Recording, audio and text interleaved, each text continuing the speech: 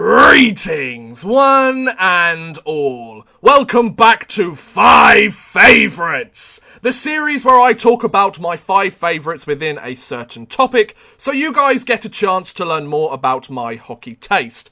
Today we are looking at my top 5 favourite trades ever in the NHL. Let's get down to business, folks. Number 5, the Shay and PK Subban trade. Now, I want to couple this one with the Seth Jones and Ryan Johansson trade as well, as these were 2 trades that made complete sense and were quick and easy. Each team gave away one of their star players for another team's star player. Each team wanted something specific in a player and gave up what the other team wanted in a specific player as well.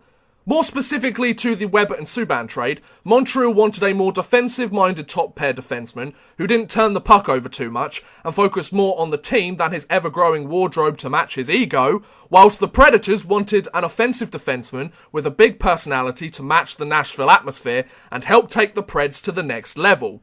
Both players lived up to their end of the bargain, you must admit, with Nashville going 2 wins from hoisting the first Stanley Cup, in franchise history, whilst Montreal got a no-nonsense defenseman with a powerful shot and a defensive-minded philosophy. 1-for-1 trades in general are just ideal, as what you see is what you get. There's no draft picks or prospects involved, it's just a good old player-for-player trade. Number 4, Filip Forsberg to the Nashville Predators. The new Vegas Golden Knights GM George McPhee made a pretty awful deal when he was still in charge of the Washington Capitals with this trade. Now, the Cap fans hate this. Capitals fans absolutely despise this one. The Predators fans absolutely love this one. So, the prospect at the time, Filip Forsberg, was traded to the Nashville Predators for veteran forward Martin Erat.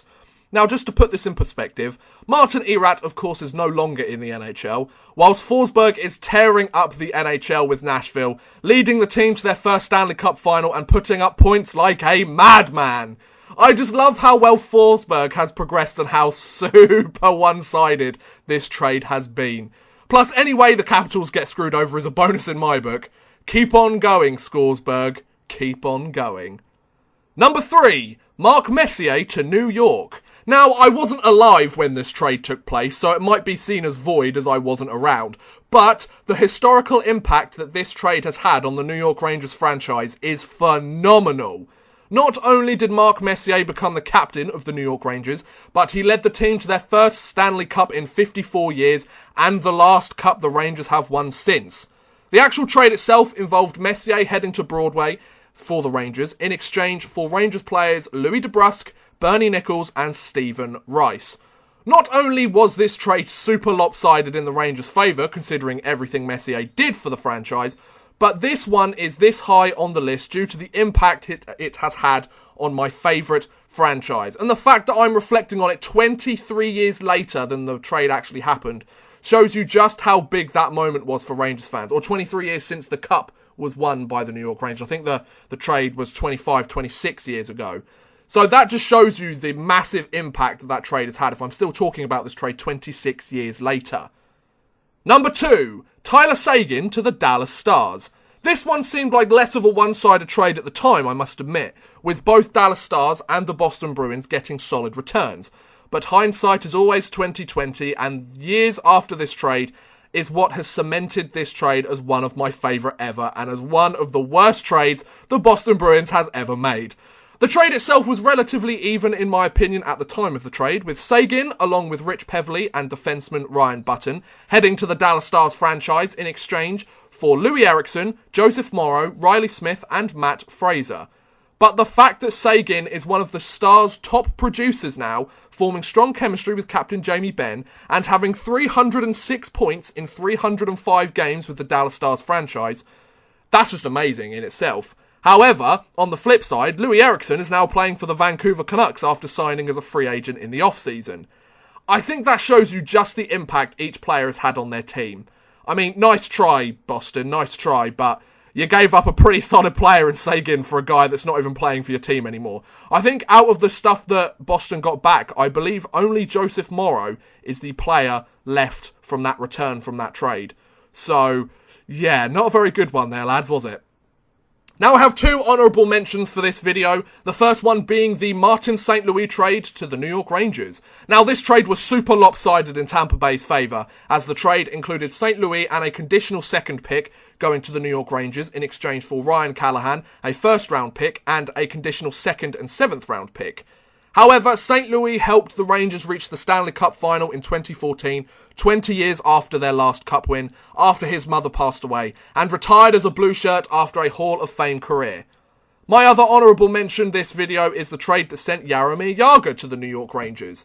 The details of this trade, which saw Jagr traded to the Rangers for forward Anson Carter, were rather lopsided in the Rangers' favour, but that doesn't matter too much to me due to the fact that the ageless one played, captained, and succeeded with my favourite team before heading to the KHL for 3 years.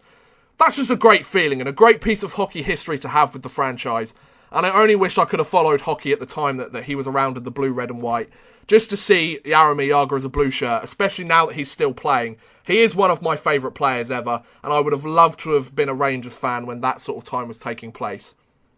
And number one, my favourite trade ever. Ryan McDonagh is traded to the New York Rangers. Montreal fans despair. I see you all sitting there getting really angry in the comments section. Your boneheaded loss is the New York Rangers' gain.